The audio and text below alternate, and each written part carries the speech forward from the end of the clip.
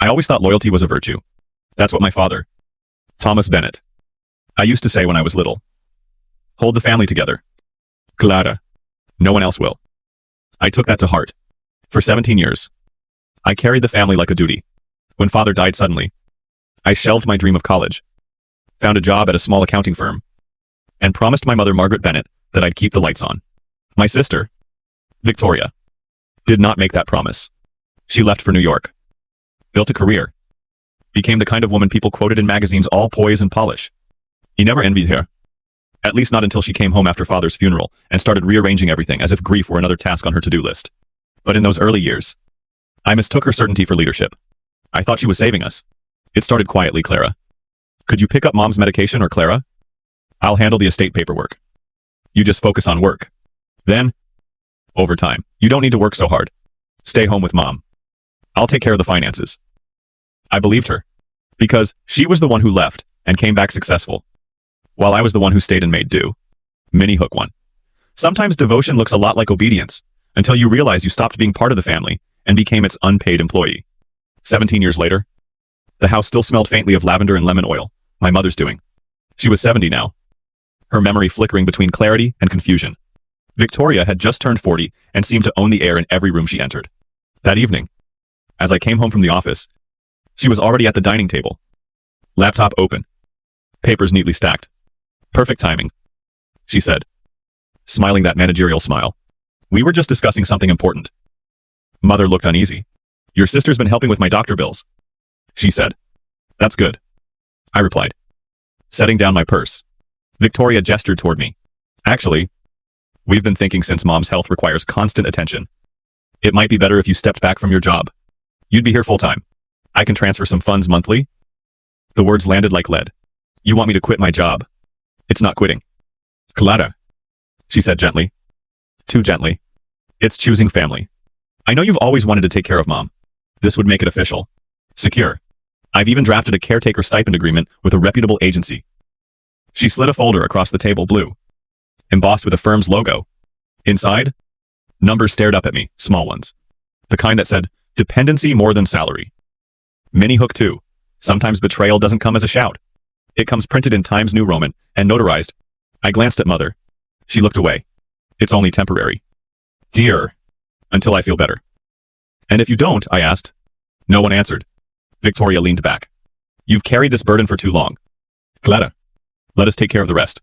I've already filed an affidavit of heirship with the county to simplify property management. Everything's organized now. The words chilled me.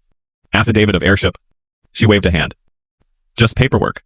It lists you, me, and mom as heirs, standard procedure. I signed on your behalf since I handle legal matters. I stared at her. You signed for me. You weren't available, she said smoothly. Don't be dramatic. It's not a big deal. But it was. I just didn't know how big yet. Mini hook 3. If I had read the fine print that night, maybe I'd have realized my sister had already written me out of my own home. Later, I found mother in the kitchen making tea, hands trembling. Mom, I asked softly, did you know about this affidavit? She frowned, trying to recall. Victoria said it would make things simpler for me. I didn't want to bother you. Dear, you're never a bother. She promised everything was fair, she said. I nodded, biting back the words I wanted to say. Fair. That was Victoria's favorite word when she wanted to close a conversation. As I tucked mother into bed that night, she whispered, you and your sister should stop fighting. She's only trying to help. Maybe, I said. But sometimes help feels a lot like control. Mini hook 4. If love asks you to erase yourself, it isn't love. It's a contract written in guilt. That night, I sat by the window, staring at the dark shape of the house next door. 17 years of sacrifice. And somehow I still felt like a guest in my own home. When I finally drifted to sleep, I dreamed of father's voice, calm, certain. When the numbers don't add up, look closer. I woke before dawn, heart pounding, and for the first time in years, I decided to look closer. Morning crept in timidly, filtered through curtains that hadn't been washed in months. I sat at the kitchen table, nursing a cup of coffee that had long gone cold. The house was quiet except for the gentle clinking of porcelain as mother, Margaret, tried to pour her tea without spilling. Victoria arrived soon after, dressed in one of those tailored beige suits that made her look like she owned everything her eyes touched. She kissed mother's cheek lightly, then smiled at me. Morning, Clara. Big day ahead. I'm finalizing the property assessment this afternoon. I looked up from my coffee. Property assessment? She waved a manicured hand dismissively. Just routine. I'm consolidating the utilities and taxes into one account under my name. Easier for bookkeeping? Something in my stomach tightened. Why under your name? She smiled. Indulgent. Because I'm the one with financial stability. Clara, don't make this harder than it needs to be. Mother looked between us nervously. Your sister only wants to help. Dear. I didn't answer. Mini hook 1. Sometimes a person's tone tells you the truth, long before their words do. At work that day, I couldn't focus. Numbers blurred together on my screen. Neat columns of profit and loss, dissolving into nonsense. It felt ironic. I spent my life reconciling other people's ledgers, but had no idea how to balance my own. Then, while filing monthly statements, I noticed a client report flagged for review signature mismatch. The phrase stuck like a splinter. I wasn't sure why, but it followed me all the way home. That evening, after putting Mother to bed, I found myself in the attic rummaging through Father's old files. The air smelled of dust and cedar. Most of the boxes were full of bank statements, receipts, and faded photos. But one was labeled Estate, 2007. Inside, among yellowed folders, I found a water bill folded around a note in Father's handwriting. Paid in full. Keep copies with property deed. Contact Harris if needed. I stared at the name. Harris Whitmore, Father's old accountant. I hadn't thought of him in years. Victoria once told me he'd retired out of state. I took a chance and dialed the number scrawled in ink. A gravelly voice answered on the third ring. Whitmore Accounting. Mr. Harris, it's Clara Bennett. Thomas Bennett's daughter. There was a pause, the kind of silence that weighs. Then, softly, I remember Thomas. You sound like him when you're unsure of something. What's wrong? Clara. I think my sister may have changed some estate documents. She said she filed an affidavit of heirship. Another pause. I still have Thomas's original file. If what you're saying is true, the records at the county office shouldn't match mine. Bring what you have. I swallowed. When? Tomorrow. Noon. And Clara, his voice lowered. Heavy. Certain. Be prepared. Truth rarely travels alone. Mini hook 2. Sometimes the truth doesn't set you free. It drags you out of the comfortable lies you've been living in. The next day, I met Harris in his small office above a laundromat. The space smelled of paper and faint detergent. And every file cabinet looked like it had outlived at least 2 owners. He shook my hand gently. You look like him, he said. Sami ice. Same way of pretending you're not angry. I'm not pretending very well, I said. He smiled. Then pulled a faded manila folder from his drawer. Your father gave me a certified copy of his will and property papers before his stroke. Said he wanted a backup, in case the originals got misplaced. He laid them on the desk, carefully flattening the creases. Now, let's check the county's online archive. On his old computer, we opened the digital property record. The new version, the one Victoria filed, bore a backdated authorization letter supposedly from my father, allowing her to manage the property transfer for the benefit of the family. Harris frowned. That letter's dated 10 days before his death. But look here, he pointed at the digital certificate. The notary's license wasn't issued until 2 months after that date. It's forged. My pulse quickened. So she filed a fake letter to get control of the house. He nodded grimly. And the county accepted it because it appeared legitimate. She knew the system. Mini hook 3. It's one thing to lose money. It's another to realize the person who took it memorized your signature first. I left Harris's office with copies of both documents, the genuine will and the forged authorization. The difference was subtle but unmistakable. My father's real signature leaned left, while the fake leaned confidently right. Victoria's handwriting glared from the witness line. Back home, the house felt colder than usual. Victoria was waiting in the living room, wine glass in hand. You were out late, she said lightly. Has some errands, I replied, trying to keep my voice steady. She tilted her head.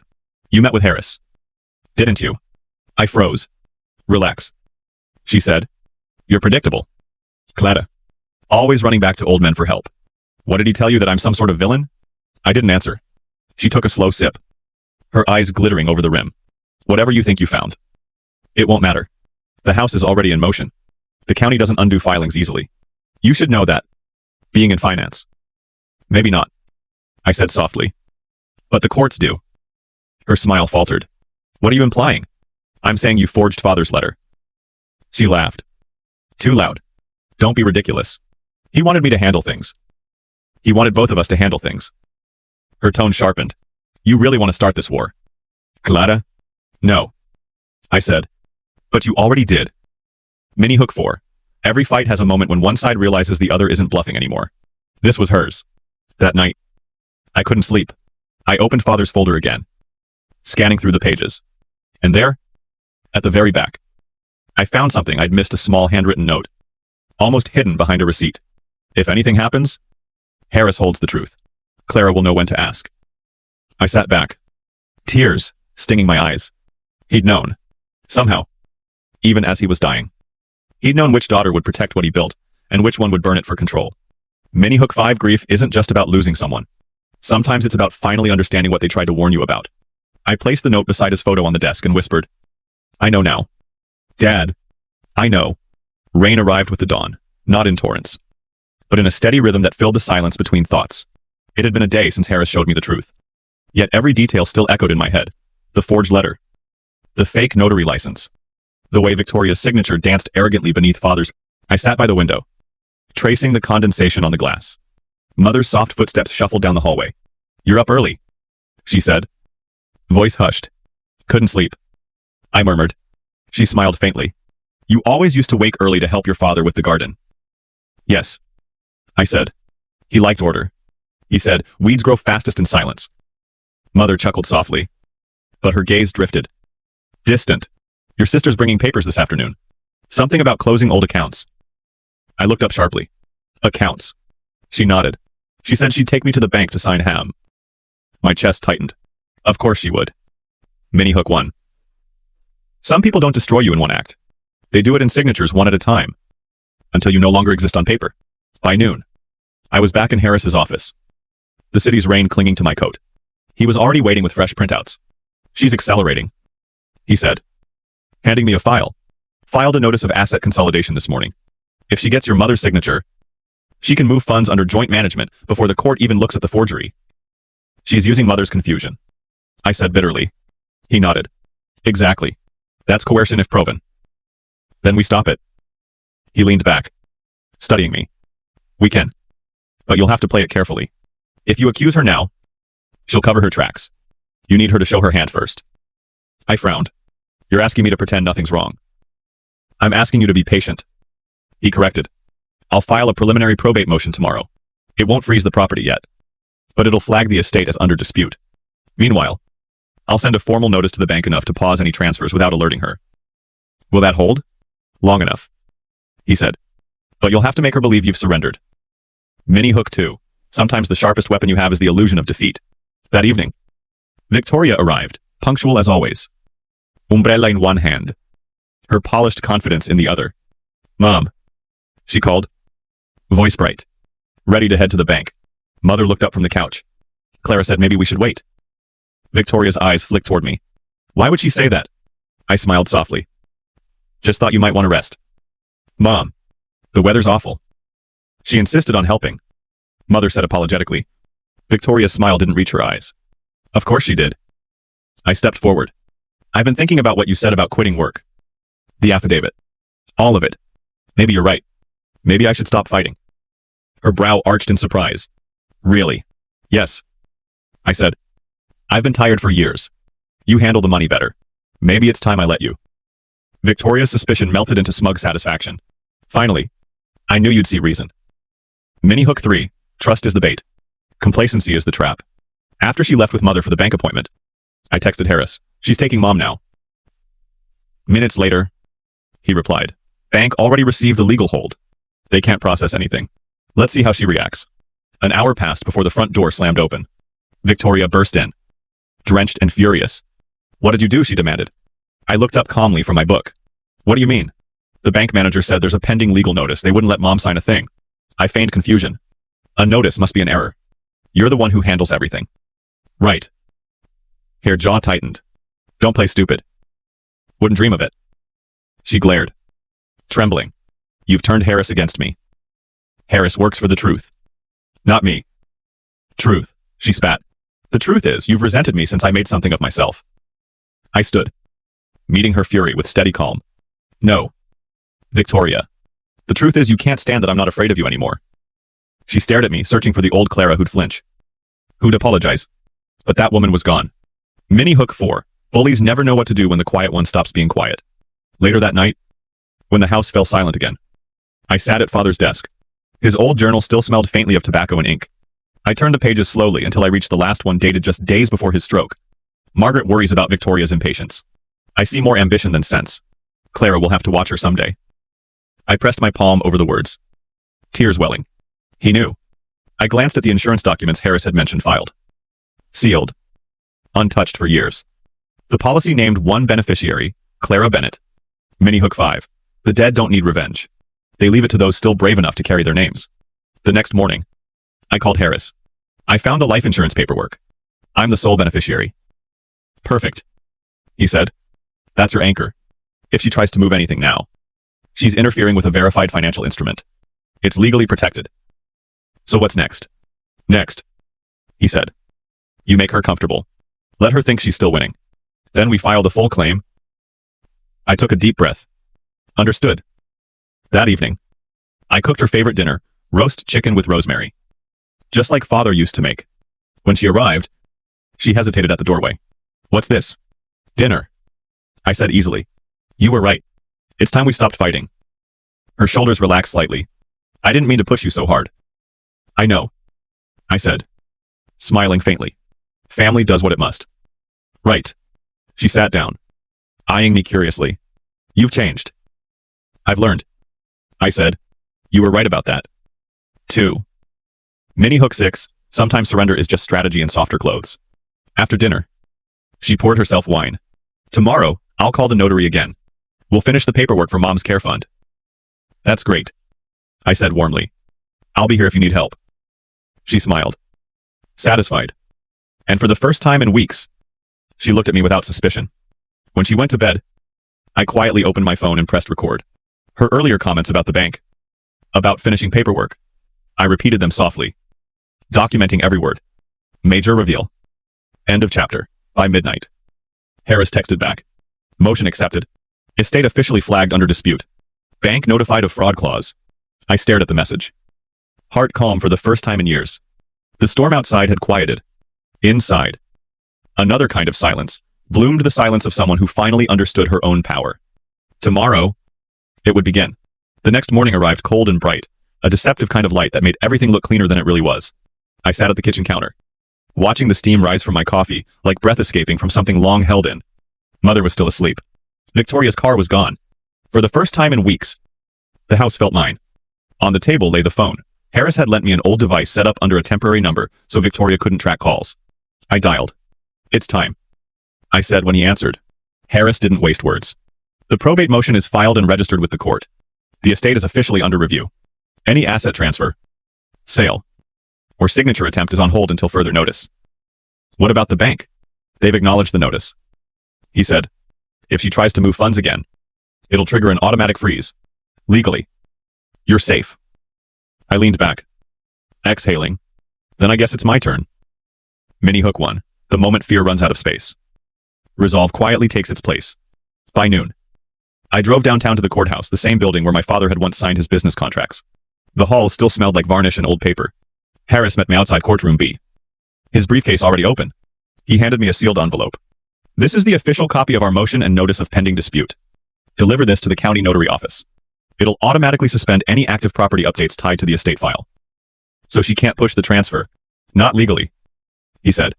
But she'll try something else. They always do. That afternoon, I arrived home to find Victoria pacing in the living room. Phone pressed to her ear. Yes? I understand. But that doesn't make sense. She snapped. I was just there last week. The system can't change overnight. She ended the call abruptly when she saw me. You wouldn't know anything about this. Would you? About what? The property record is frozen. They said it's under judicial review. Do you know how ridiculous that sounds? Maybe someone filed a claim. I said calmly. Mistakes happen. Her nostrils flared. Don't play innocent. You can't win this. I've been handling father's affairs for years. You'd have to prove fraud. Then I suppose I'll have to... She stared at me, caught between disbelief and rage. You're bluffing. Maybe, I said, pouring myself tea. But you're sweating. So who's losing the hand? Mini Hook 2. Control looks unbreakable until someone simply stops obeying it. That evening, she cornered me in the hallway. What do you want? Clara. Truth. I said. You already have it. Not yet. I want it in writing from the same system you used to erase me. She scoffed. You think this is about you. You've always seen everything through that tiny lens of martyrdom. No. I said softly. I see it through Father's eyes now. He warned me. Her jaw clenched. He always underestimated me. You're just continuing his mistake. Maybe. I said. Or maybe I'm correcting it. Her eyes flashed. You'll regret this. I already did. I said. 17 years ago. Mini hook 3. Some confrontations don't explode. They calcify. You feel them settling like stone inside you. The next day, Harris called.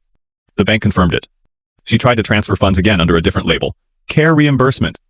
The system caught it. Accounts are locked. I smiled faintly. How long before she finds out? Probably by noon? He was wrong. She found out by 10. Her car screeched into the driveway. The door slammed. You've gone too far, she shouted. Mother appeared in the doorway. Frightened. Girls. Stay out of this. Mom Victoria barked. Then turned on me. You froze everything. Do you even know what that means? The utilities. The insurance. The house. You'll destroy everything. I'm protecting it. I said evenly. From who? From you. Her face twisted. Raw with fury. After everything I've done for this family. Exactly. I said quietly. Everything you've done. Mini hook 4. The truth doesn't need to shout when guilt is already screaming.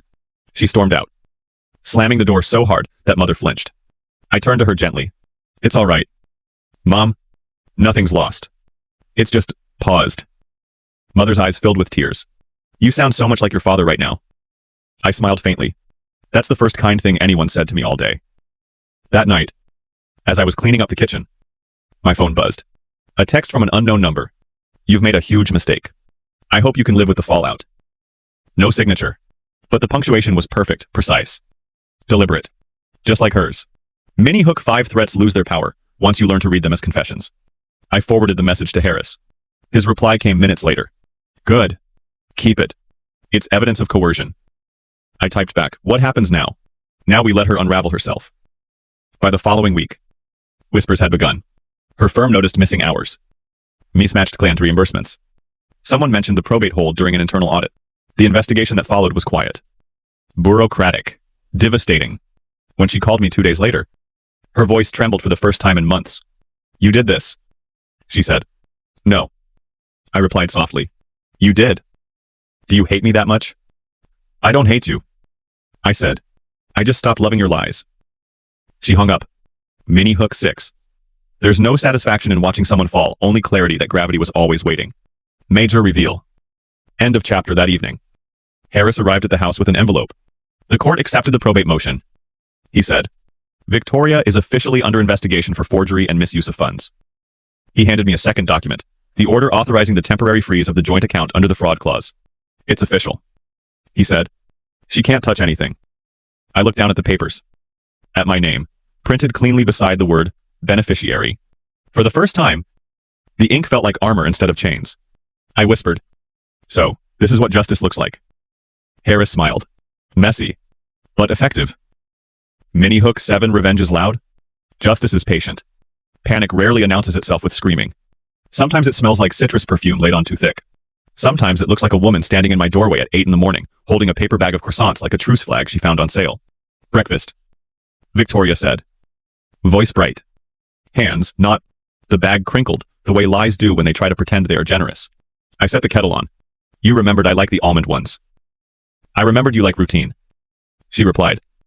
Moving around the kitchen, as if muscle memory might restore what the law had put on pause. We should talk. Mother. Margaret. Shuffled in. Cardigan buttoned wrong. Eyes searching for a weather report that would predict daughters. No fighting today. She pleaded. No fighting. I promised. Pouring tea. Just clarity. Victoria chose the chair at the head of the table. She always did. I spoke to the bank. She began in her meeting voice. They claim there's a fraud notification on the joint account. It must be a mistake. It is not. I said gently. It is a hold tied to the probate review. She gave a small, brittle laugh. You think a procedural hold will stop anything? I can document every transfer. Reimbursements for caregiving. Mileage. Supplies. Labeled as corporate consulting. I said, sliding my phone across the table. On the screen, her own spreadsheet. The one she had accidentally emailed me from her work account. Every line item groomed. Every amount rounded, like proof wearing makeup. Her smile thinned. You went through my files. You sent them. I said. Not unkindly. To the wrong sister. Mother glanced between us. Alarmit. Victoria. Accounting labels. She said too quickly. Nothing more. Mini hook 1. When people are cornered, they do not reach for honesty. They reach for labels that sound clean. She stood. We are not doing this here. Then we will do it at the firm. I replied. Or with the auditor. Or in front of a judge. Your choice. The kettle whistled. I turned off the flame. The silence that replaced it had weight. Victoria adjusted the cuff of her blouse the way she always did when the script slipped from her hand. You cannot win, she said softly. Even if you are right. You cannot win. I met her eyes. I do not need to win. Victoria. I only need to stop losing. She left without touching the croissants. By midday, the phone began to ring the way telephones do in old movies. As if scandal traveled on copper wires. An aunt I had not heard from in 10 years wanted to know if I had really frozen my mother's money. A neighbor dropped a pie and a rumor on the same porch step. A former classmate texted, Your sister says you are unstable. Want to talk? I did not respond. The truth does not need applause. It needs patience. Harris called near dusk. Her firm opened an internal review. He said. The probate hold triggered a compliance check. How bad is it? Bad for her. Combing through reimbursements. Authorizations. And any personal transactions run through the company. The moment someone in compliance typed your mother's name into a system that was not supposed to know it, every red light turned on. Mother dozed in her chair. Soft breaths, counting time. I lowered my voice. What happens next? She will try to produce receipts, he said. If they exist, we deal with them. If they do not, she will invent them. In either case, the dates matter. Because of the motion. Because of the motion? He echoed. And because forgery cannot keep its calendar straight. Mini hook 2. You can copy a signature, but you cannot counterfeit time. Victoria returned the next morning without makeup. Her grip on the doorframe, white-knuckled. You will withdraw the claim, she said without greeting. You will tell the court this was a misunderstanding. No. She exhaled through her teeth. Fine. I will make you an offer. I will sign the house over to you. I will repay the reimbursements. We will call it even. No one needs to know. Everyone already knows. I said. The moment a bank freezes, rumor learns the code. Her composure cracked. Do not do this. Please. Mother woke at the sound. Blinking. Girls. Victoria rushed to her. Kneeling. Reaching for redemption by touching a hand. Mom? Tell her. Tell her we do not go to court. Tell her families do not do that. Mother's eyes filled. Do families change signatures? She asked quietly. Do families hide letters? Victoria recoiled as if the words had teeth. I was fixing it. She whispered. I was fixing how he always looked past me. I moved closer. Not in victory, but to keep anyone from falling. This is not about what father saw. I said. This is about what you did while no one was looking. Do not be so dramatic. She snapped. Anger returning to clothe, shame. I was just trying to help. By backdating an authorization and moving money labeled as consulting into your personal account. I said. Not raising my voice. That is not help. That is theft with stationery. Her eyes hardened. You always thought your quiet made you virtuous. It only made you easy to use. Not anymore. Mini hook 3 declarations do not require volume when they arrive after 17 years of silence. She stood, smoothing her blouse, as if fabric could press alignment back into this day. This war will cost mother. I have arranged temporary care coverage. I said. Her appointments. Medications. Home visits. No interruption. You cannot afford. Harris fronted it. We will sort it with the estate when the court finishes. She will not pay for your crisis. For a heartbeat, I saw the girl she used to be brilliant. Frightened. Unmothered by ambition. And then the mask returned. Enjoy your little victory. She said. I will fix this. She left. The door did not slam this time. It clicked the way endings do when they finally accept their name. The next days moved like damp weather. I went to work. I watered the basil. I drove mother to her physical therapy and listened as she asked the same 3 questions in different arrangements. In the evening, I sat at father's desk and wrote down everything that had happened. Every date. Every hour. As if telling the story to the paper could teach the future how to behave. On the 3rd day, an email slipped into my inbox like a wrong key in the right lock. Sender Victoria's corporate account. Subject documents. The attachment was a scanned bundle receipts. Envois. Mileage logs, all newly minted. All too perfect. I forwarded it to Harris without commentary. He called within minutes. Receipts reference a vendor that did not exist until last spring. He said, timestamps on the scans are later than the claimed dates. She forgot that metadata is a witness who never blinks. What now? I passed it to the auditor. He replied, quietly. This moves from internal review to criminal referral. Mini hook 4. People who build empires on paperwork rarely remember that paper keeps secrets about them. 2. That night, I found Victoria on the sidewalk across the street, standing in the damp, looking at the windows as if light could be negotiated with. I went out, because cruelty is not part of my faith in justice. You should go home. I said, I do not have one. She answered. Voice scraped raw. Not anymore. You can start again. Her laugh had no edges left. People like me do not start again. We start hiding. You can also start telling the truth. She looked at me as if the word were a foreign language she once knew as a child, but forgot in boarding school. Will you testify? She asked. I will tell the truth. I said, what if the truth ruins me? It will not. I answered, you did that already. The truth will simply describe what you did. For a long moment, she said nothing. Then she nodded to a space that was not quite agreement and walked away. Harris called in the morning. Her firm placed her on administrative leave. I did not want this, I said, surprising myself with the fact that it was true. I know, he said, but consequences are not vendettas. They are math. How long before the state gets involved? Hours, not days. The auditor sent the package overnight. The forged authorization, the notary license date, the receipts. It is enough. I looked at the photograph of Thomas Bennett on the mantle. His eyes had the peculiar kindness of men who believe systems can be made to behave if you just file the right form. He would have hated the noise. I said, he would have loved your precision. Harris replied, Mini Hook 5 grief can be faithful to the dead and still protective of the living. Mother and I spent the afternoon cleaning the kitchen drawers, the way people do when they need life to obey. She found an old birthday card from Father tucked under the cutlery tray. The ink had faded, but the line at the bottom hadn't lost its shape. Proud of you for staying, and prouder still the day you choose yourself. She touched the words and closed her eyes. You can stop proving yourself. Glada. I know, I said. And for the first time, I did. Just after sunset. My phone buzzed. Harris again. The state filed preliminary charges falsifying business records, presenting forged instruments, and embezzlement. They will seek asset seizure if the firm's audit aligns. I stood at the sink, hands wet, the water running over them, like a benediction that had been slow to arrive. What happens to Mother? She is clear.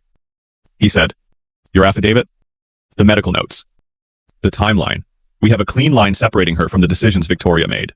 The court accepted the distinction. And the house. Your father's will stands. He said. The forged authorization collapses under the notary license date.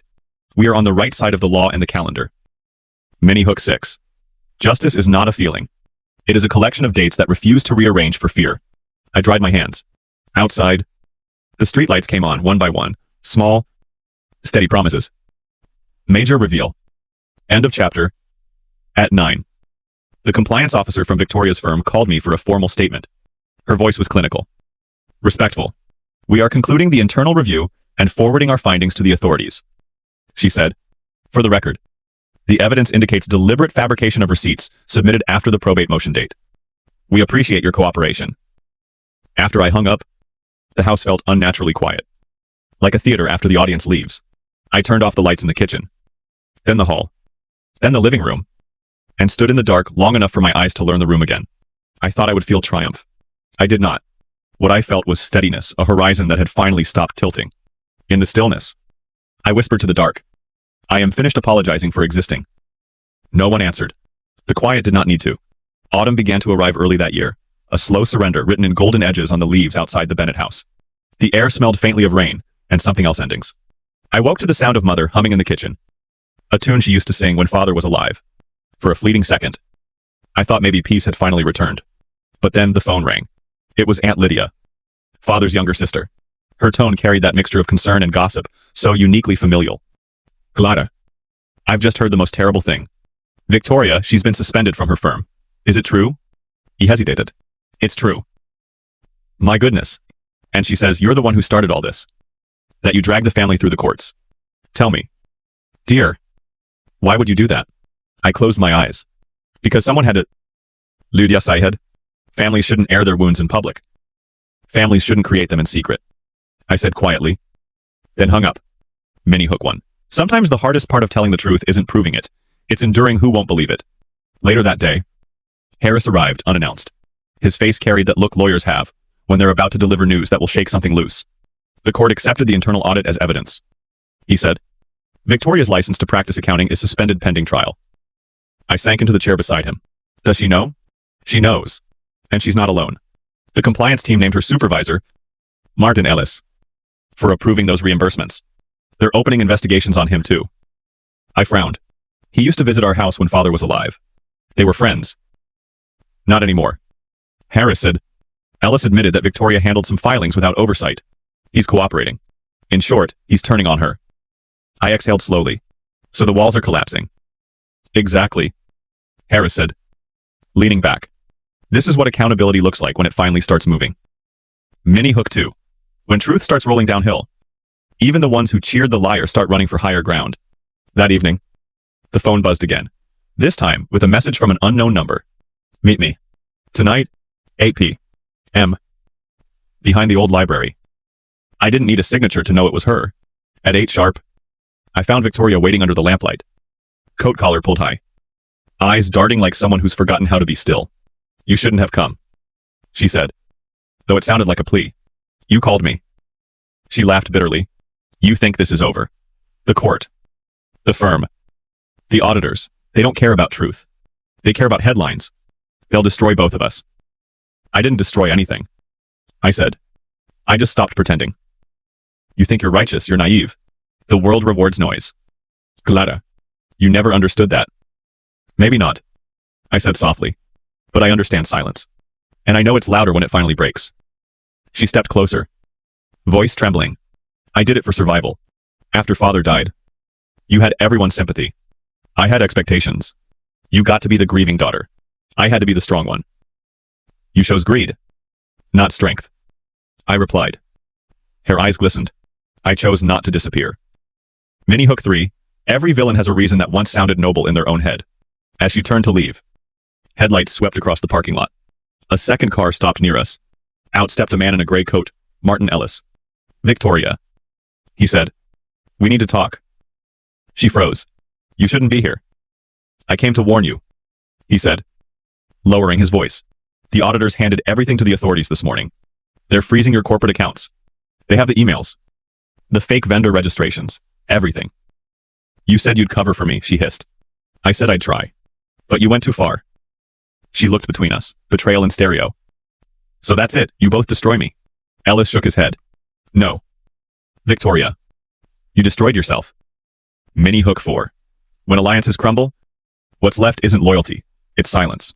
By the next morning, the story had made local news. Corporate accountant under investigation for estate fraud. They didn't use her last name. But anyone who knew us could connect the dots. Mother saw it on television before I could turn it off.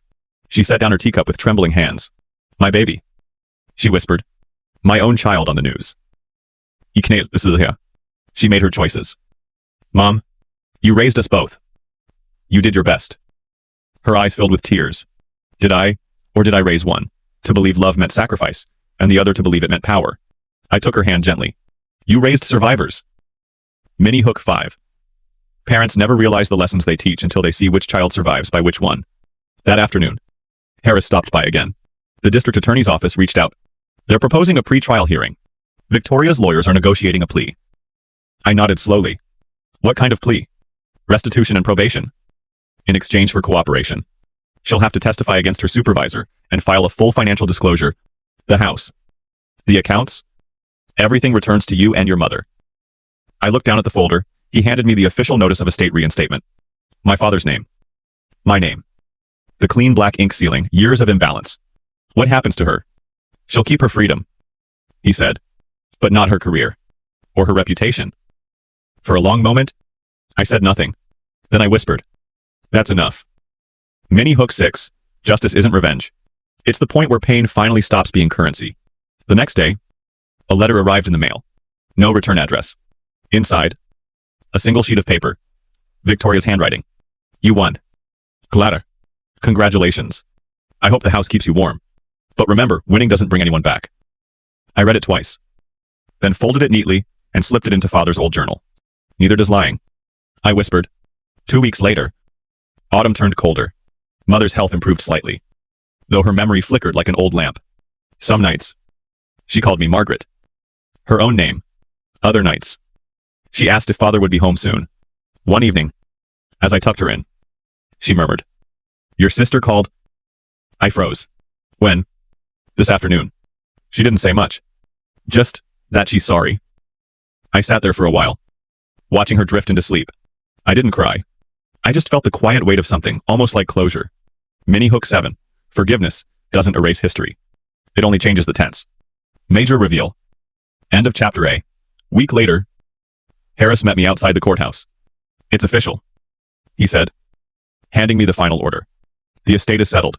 Your name is sole owner. The restitution is complete. You're free." Free. The word felt strange in my mouth, like something I'd borrowed but never used. I looked up at the courthouse steps, sunlight spilling over the marble. For 17 years, I had carried the burden of being the dutiful one, the quiet one, the one who fixed without complaint. Now, for the first time, I felt the ground shift beneath me, not as loss, but as release. Harris placed a hand on my shoulder. "You did good, Clara. You didn't destroy her. You just stopped letting her destroy you." I nodded. "It's strange," I said. "Justice doesn't feel loud. It feels clean." Mini Hook 8. Some victories don't roar. They exhale. The city had already shifted into winter's rhythm, the kind of cold that makes windows hum and sidewalks whisper under the soles of careful shoes. I had spent months building toward this moment. But as I stood outside the probate court for what I knew would be the last hearing, I felt calm. There was no rage left. Only precision. Inside, to the air smelled of dust and paper, the scent of bureaucracy and endings. Harris walked beside me. His steps measured. "You don't have to speak," he reminded. "Your written statement covers everything." "I know," I said, "but I want her to see that I'm not hiding anymore." He nodded once. "Then she'll see." Mini Hook 1. Sometimes closure isn't a door slamming shut. It's the quiet click of one you finally walk through on your own terms. Victoria entered 5 minutes later. Her once perfect posture slumped. The woman who used to control rooms now avoided eye contact, her hands clutching a single folder, like it could still rewrite the narrative.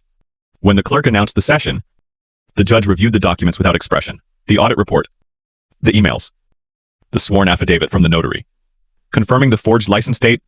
Finally, he said, "Mrs. Victoria Bennett, do you acknowledge the accuracy of these findings?" Her voice was barely audible. "Yes, Your Honor." "And you agree to full restitution and surrender of property control to your sister, Clara Bennett." Another pause. Then, "Yes." The sound was small, but it rippled through the courtroom like the closing note of a symphony that had gone on too long. Mini Hook 2. When truth finally stands in daylight, even pride looks for shadows to crawl into. When it was over, Victoria gathered her papers and turned toward me. For a moment, neither of us spoke. The years between us, 17 of sacrifice and silence, hung heavier than the air itself. Then she said quietly, "I didn't think you had it in you." "I didn't either," I replied, "until you gave me a reason." She gave a small, humorless smile. "You've become him. You know, father. Cold. Calculated. Certain." I met her gaze evenly. "No. I became what he needed one of us to be." She looked away. "Do you feel proud of this?" "No," I said. "Just finished." Mini Hook 3. Revenge shouts. Resolution whispers. Outside, reporters waited with cameras, their breath turning to mist in the air. Harris moved ahead to shield me, but I stopped him. "It's fine," I said. One of the journalists called out, "Ms. Bennett, any comment about your sister's plea deal?" I paused, looking directly at the camera. Only this silence may protect harmony for a while, but it also protects injustice. I chose truth. Harris gave a small approving nod. "Concise," he said. "That's how you win the narrative." "I'm not trying to win anymore," I replied. "I'm trying to stop rewriting the same story." Mini Hook 4. There's a quiet kind of dignity in refusing to perform your pain for the crowd. That evening, back at the house, I found Mother sitting by the window, the last light of day catching in her hair. She was holding Father's old fountain pen, the same one he'd used to sign every family document. She smiled faintly when she saw me. "It's over." "Yes, Mom. It's over." She nodded. "He'd be proud. Both of you. In your own ways." I sat beside her. "I'm not sure pride is what I feel. Then maybe it's peace? She said softly. It just wears the same face sometimes. Mini hook 5. Peace rarely arrives in celebration more often. It slips in quietly through the cracks left by exhaustion. Days passed. And the world didn't stop. Bills came. Groceries needed buying. Mother had good mornings and foggy evenings. Life, indifferent but merciful, went on. But one Thursday afternoon, an envelope arrived, cream paper. Familiar handwriting. Clara. I signed everything. It's done. You have what you wanted. I'm leaving town for a while, maybe permanently. You'll probably think that's cowardice. Maybe it is. Tell Mother I'm sorry. V. I stared at the letter for a long time. Not in anger. Not even relief. Just a long, steady inhale of finality. Then I folded it once and placed it inside Father's journal beside her earlier note. 2 versions of the same woman, the liar, and the repentant, resting between the lines of his faith in us. Mini hook 6. Forgiveness isn't about letting someone back in. It's about deciding they no longer own the door. Weeks later, Harris invited me to dinner to celebrate closure. He called it that, with a capital C. As if it were something you could toast. I've had more dramatic cases. He admitted, over a plate of lamb. But few that ended this cleanly. You handled it with grace. Clara. That's rare. I didn't feel graceful, I said. Mostly just tired. He smiled. Tired is what justice feels like when it finally lands, where it should. Mini hook 7. Justice isn't triumphant. It's restorative. Like a bone that finally sets right after years of quiet fracture. That night, after he dropped me off, I walked through the house alone. The rooms echoed differently now, less like a museum of sacrifice. More like a home. In Father's study. The window was open just slightly, letting in the sound of winter wind. On his desk, I laid down the final court document. Beside his journal. Beside the pen. I whispered. It's all settled now, Dad. And then, after a pause. But I think I'll keep a little of the fight just in case life tries again. Mini hook 8. Strength isn't what you use to win. It's what you keep so you don't have to fight again. Major reveal, end of chapter. 3 days later. A certified letter arrived from the county office. Notice of title transfer confirmation, sole ownership, Clara Bennett. No lawyers. No signatures. Just one name. Printed clean and final. For 17 years. I had lived inside the shadow of obligation. Now, the deed itself bore witness that I no longer owed anyone anything. I placed the document into the safe and closed it gently. The metallic click, echoing like punctuation, at the end of a very long sentence. Outside, snow began to fall light. Silent. Unassuming. And for the first time, it didn't feel like an ending. It felt like air. Morning sunlight spilled across the living room. Thin and golden. Settling on the framed photo of Father that still sat by the mantel. For the first time in years, the light didn't feel harsh. It felt honest, like a truth that no longer hurt to look at. The house was quiet except for the kettle's low hum. I poured 2 cups of tea out of habit before remembering that Mother had gone to stay with Aunt Lydia for a few days. Old women need old company, she'd said cheerfully. I had smiled, grateful for how gently time was returning to her. I carried 1 cup to the window anyway and set it beside Father's picture. You'd tease me for still talking to you, I murmured. But you'd listen. Mini hook 1. Healing isn't forgetting the dead. It's remembering them without rehearsing the pain. Outside, the street shimmered under a thin layer of frost. Neighbors waved as they passed. Some smiled with pity. Others with quiet respect. The scandal had faded into whispers. And the whispers into silence. I opened my notebook, not the legal one, but the personal one. The one I'd used to write through sleepless nights. On the first blank page, I wrote, peace began. The moment I stopped defending my silence, the ink bled slightly. Like it agreed. Mini hook 2. Sometimes closure doesn't come from verdicts, but from the sentences we finally write for ourselves. In the following weeks, life rebuilt itself in quiet increments. I returned to my job at the firm, not because I needed the income anymore, but because I needed purpose that wasn't tied to survival. My supervisor, a kind woman named Eleanor, placed a stack of case reports on my desk. We missed you, she said. You've always been the steady one. Steady? I repeated with a small smile. That's new for me. At lunch, she looked at me thoughtfully. You seem lighter. I stopped trying to carry everyone else's weather. I replied. Mini hook 3. You can't predict other people's storms, but you can stop building your house inside them. Mother came home a week later. She moved slower now, but her laughter was clearer. One evening, we baked her favorite lemon loaf. The kitchen smelling like sugar and forgiveness. She leaned against the counter, watching me. You remind me of him when you work, she said softly. Patient. Exact. Maybe that's how I heal. I said. He would like that. She whispered. Then, after a pause, have you heard from your sister? I shook my head. No letters since the last one. But Harris said she completed restitution early. Mother's eyes clouded with a strange mix of relief and sorrow. Do you hate her? I looked down at the cooling loaf.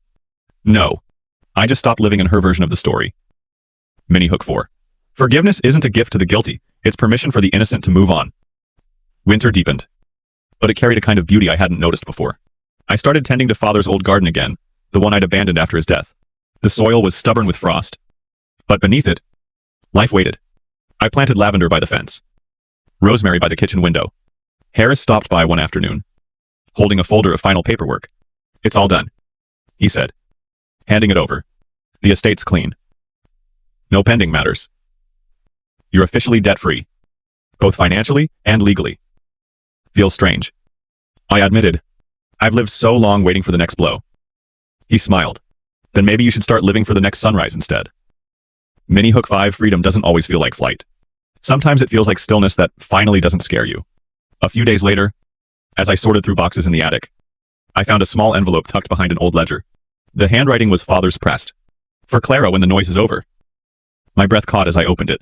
Inside was a single photograph, him, Mother, and two little girls holding shovels in the garden. On the back, he'd written, "The roots that grow in silence are the ones that last." I sat there, tears slipping quietly down my face. It wasn't sadness anymore, it was recognition. He had seen this moment before I ever reached it. Mini Hook 6.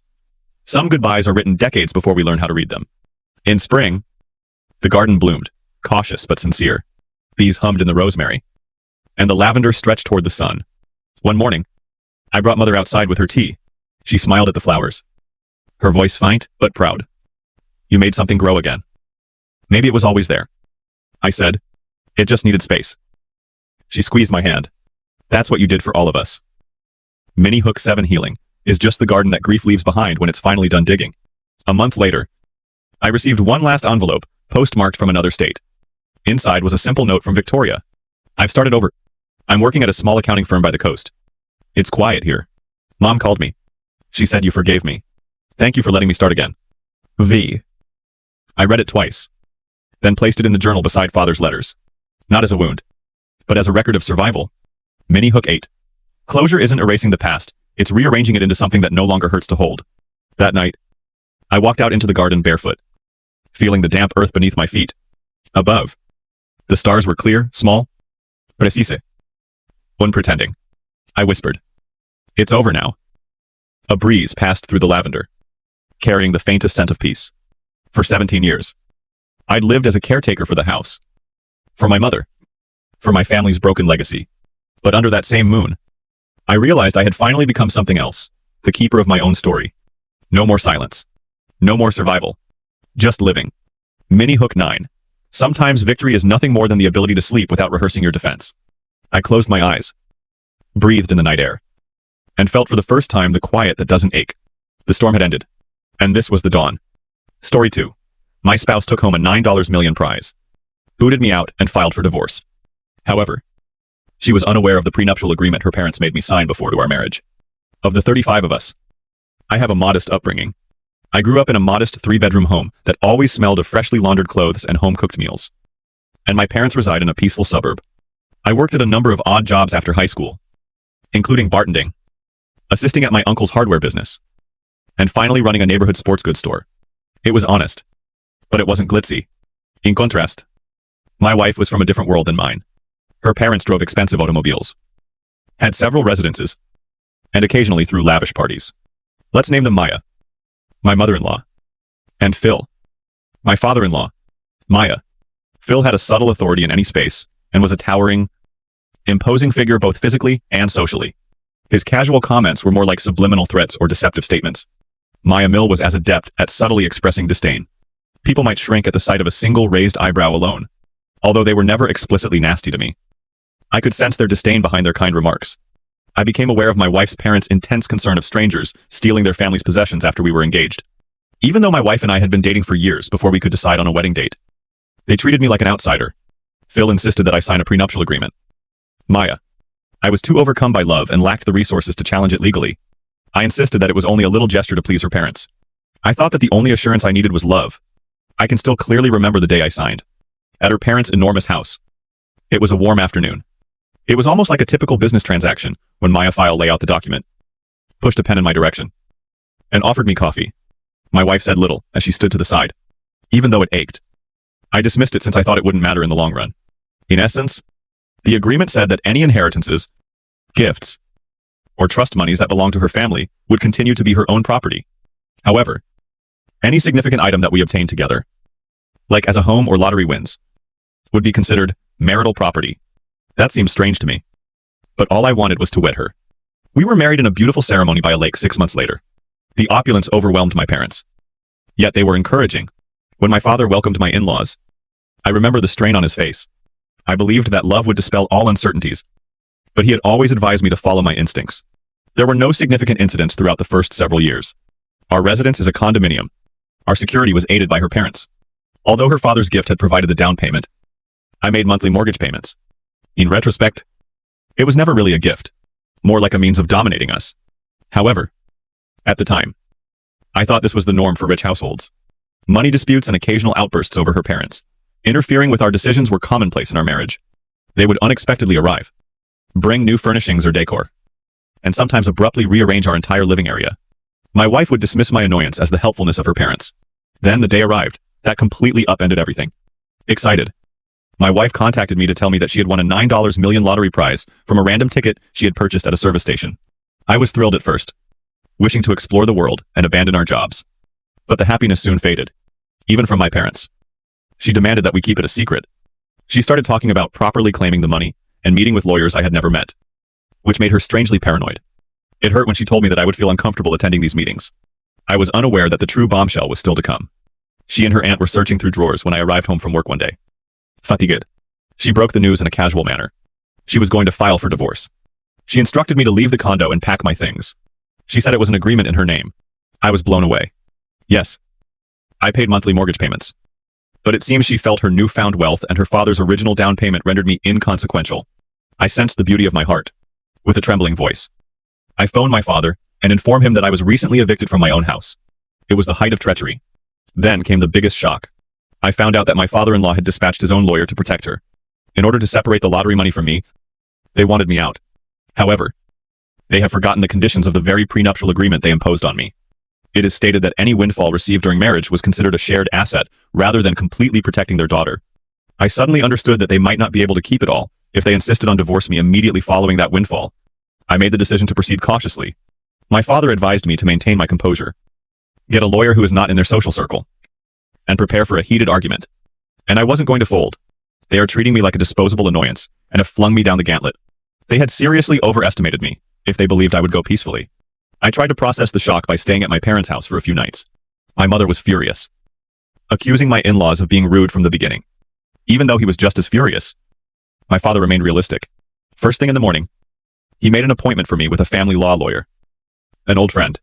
I felt a wave of relief and rage as I sat in that lawyer's office. I informed them about my wife's recent $9 million win and how the in-laws pushed for a prenuptial agreement before surprising me with a divorce. He genuinely laughed when he read the prenuptial agreement. He said that they had shot themselves in the foot. Specifically, they contained wording that, absent a judge's irrational legal interpretation, bundles lottery wins under marital assets. You have a right to a sizable share. It felt like a lifeline to hear this. I've been afraid that the prenup would prevent me from moving on. However, it turned out that the prospect of a lottery situation had been overwhelmed by their dread of me asserting inherited money. My attorney cautioned that it would not be simple. My in-laws had a lot of money, were highly connected, and probably had a whole legal team on hand. However, he thought we had a good case, particularly given I had been abruptly kicked out of our jointly inhabited house and had made financial contributions to the marriage. I inquired about our state's divorce procedure. Months or more might easily pass during a contentious divorce. However, my wife's side may look for a quick settlement if they understood they were in a precarious situation. The attorney foresaw that they would attempt coercion or deceitful means to get me to give away my rights at a low cost. Within days, I received a threatening voicemail from my father-in-law, urging me to stop because I deserved nothing from his daughter. He said he would make sure I had nothing if I attempted to collect the lottery money. I was recently told to document everything by my lawyer. Then, outside my parents' house, my mother-in-law cornered me and offered me a small sum if I would disappear without a trace. although it was so cheap that it wouldn't even cover half of my mortgage contributions. She pitched it as a fantastic bargain. I declined, stating that we would meet in court. She laughed, perplexed by my refusal, obviously not used to having her money refused. My lawyer filed papers to prevent the lottery monies from being moved or concealed when discussions came to a deadlock. My in-laws were furious about it and began making up stories about me being a gold digger who took advantage of their naive daughter. It's stupid. But I didn't back down. My father-in-law tried to interfere with my job. But my employer, who ran the sports goods store, had my back. Friends took sides. Some praised me for retaliating, while others called me petty. Despite the oppressive atmosphere, I resisted giving in. We were given a court date following a few weeks of unsuccessful negotiations. I personally couldn't find my wife. She ignored any direct engagement with me, essentially being shielded by her parents, claiming that I was the leech who had done nothing to help the marriage. She let her attorneys speak for her.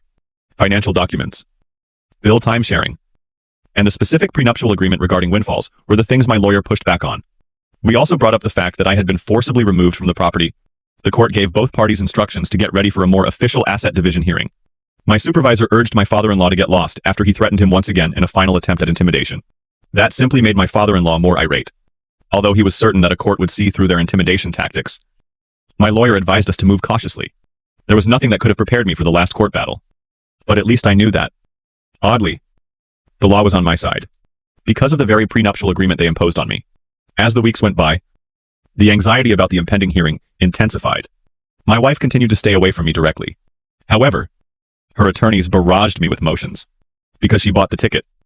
They maintained that the lottery prize was independent property, disregarding the prenuptial agreement that said any significant inheritance received during a marriage was marital. My father-in-law, meantime, attempted to damage my reputation with friends and business associates by spreading the myth that I was a gold digger who had married into the family just to get money. I experienced a whirlwind of motivation and anger at this time. They were wrong if they thought they could intimidate me into giving up my rights. I had records of my contributions to our joint life, including energy bills, food, and partly mortgage payments. I went over every element of the prenuptial agreement with my lawyer. He drew attention to a crucial passage that lists all financial windfalls, including, but not restricted to winners from lotteries and game shows, unless otherwise specified. Marital assets will be taken into consideration. My in-laws appeared to have forgotten to close the rear door. We held an initial status meeting 1 week prior to the hearing. My wife came with her parents, a financial advisor, and a posse of lawyers for attorneys. They gave me the same arrogant look. But when my lawyer coolly pulled out the prenuptial agreement and pointed out the precise part about lottery winnings, their faces faltered.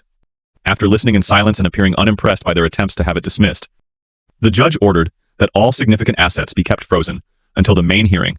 My mother-in-law confronted me outside the courthouse that same afternoon and insisted that we have adult conversations.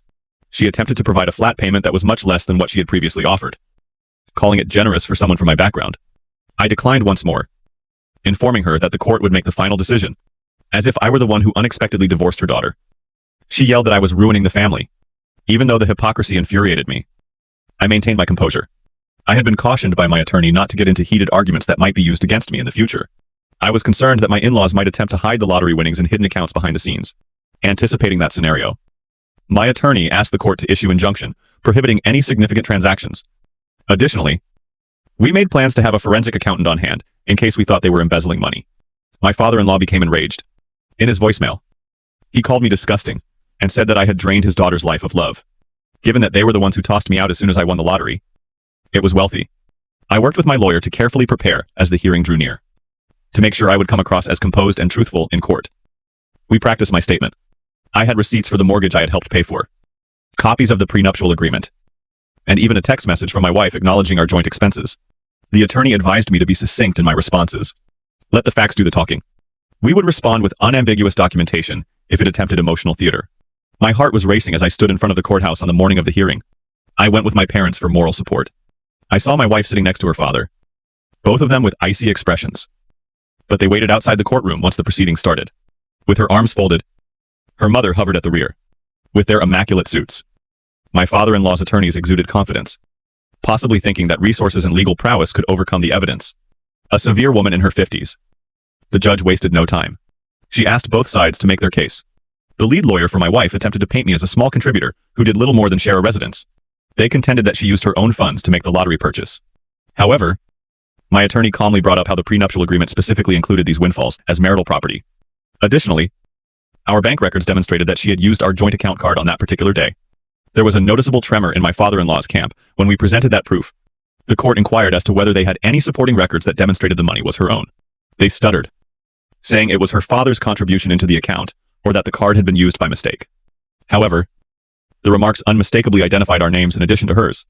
The judge listened, her eyes moving hopefully to them. My wife finally said anything. She says her parents pushed for a divorce, and that she never intended to upset me. She stuttered over her words when the prize arrived to safeguard family assets. She acknowledged feeling under pressure. But she also attempted to defend it by saying that everyone would hunt us down if they found out about the money. My attorney inquired as to whether she sought my advice prior to making these choices. No, she said. One could feel the judge's disdain. By lunchtime, it became evident that the prenuptial agreement had both advantages and disadvantages for them. The same instrument that had been used to segregate their money now threatened to give me a sizable portion of their lottery winnings. The court ordered a second hearing for final determinations, noting she was inclined to see the lottery as a substantial marital asset, subject to equitable distribution outside. My father-in-law muttered as he passed me, "This is not at all finished." But there was no denying that his confidence was broken. In the weeks preceding the ultimate decision, they became more desperate. The attorneys for my father-in-law made every effort, submitting petitions to rewrite the prenuptial agreement, arguing that the intention was not to incorporate lottery winnings, making reference to the clear wording. The judge rejected these requests. My mother-in-law attempted to corner me once again, telling me that I would regret breaking their family. I bluntly informed her that they had initiated everything by evicting me and deceiving me with a divorce. My wife attempted to contact me, leaving a heartfelt message, stating that she didn't want our relationship to end so badly, and that we could still save it if we could only make a private agreement. If they had been fair to me from the beginning, I would have given it some thought. However, my faith was lost following the threats, falsehoods, and forced eviction. I was told not to participate in these back-channel discussions by my attorney. Our legal position was solid. There's no need to accept crumbs. The courtroom was crowded with lawyers from both sides on the day of the last hearing. My mom, dad, and a couple of friends came to help me. After reviewing the amended files and allowing final remarks, the judge entered the bench and sat silently in the back. The main attorney for my father-in-law made one more attempt to characterize me as a crafty opportunist who only found out about the prenuptial agreement after taking advantage of the family's generosity. My attorney responded with a fact-based argument. They also had me sign a prenuptial agreement. It specifically mentioned 3. A shared property, and a lottery or other windfall. I made monthly contributions to a condo that my father-in-law partially funded. Therefore, it was also not a completely distinct asset. Furthermore, their quick divorce application immediately following the prize was classic proof of their scheme to keep me from the money. After carefully listening, the judge rendered her decision. She stated that the lotto winnings were unmistakably marital property. Nonetheless, the prenuptial agreement. She chastised my in-laws for attempting to distort the contract that they had written themselves. She also determined that I should be compensated for my share of the mortgage and other marital payments, and that my wife's decision to kick me out of the apartment right away was irrational. I won. To put it briefly, the judge issued a directive. I get paid for my portion of the property, as well as a sizable portion of any lottery winnings. In order to handle papers, we parted ways with the finalization date set for a few weeks later. There was thunder in my father-in-law's face. My mother-in-law whispered angrily to him, looking indignant, with tears in her eyes. My wife stood there, even out of sincere remorse or even rage about losing a lot of money. I had a wave of melancholy and validation. We were once in love, but everything was destroyed by their attempts to take advantage of me. Parental influence and avarice. Their attorneys attempted to offer a slightly altered settlement in the aftermath, perhaps in the hopes that I would agree to a lower amount in order to prevent more controversy. We had no reason to lower the judge's decision, so my attorney suggested that we accept it as is. I merely gave up full stake in the condo as a compromise. I had no desire to return to that location. They sent me a check for a very large amount. Did it receive half the prize? Not quite. But it was large enough to allow me to comfortably reconstruct my life at that time. I came to see my in-laws conceit that affluence shielded them from repercussions. They weren't prepared for my powerful retaliation. Ironically, the very document that guaranteed my portion of the profits was the prenuptial agreement they insisted on. To the best of my knowledge, my wife, if she ever existed, is still being raised by her parents. Because of the ensuing disaster, she has lost face in her social group. She is dealing with guilt, according to some common acquaintances, but I doubt she would ever publicly acknowledge her family's involvement in this. As a thank you for supporting me, I upgraded my parents' house using a portion of the settlement. I also invested a chunk. Even so, I was scarred by the entire experience.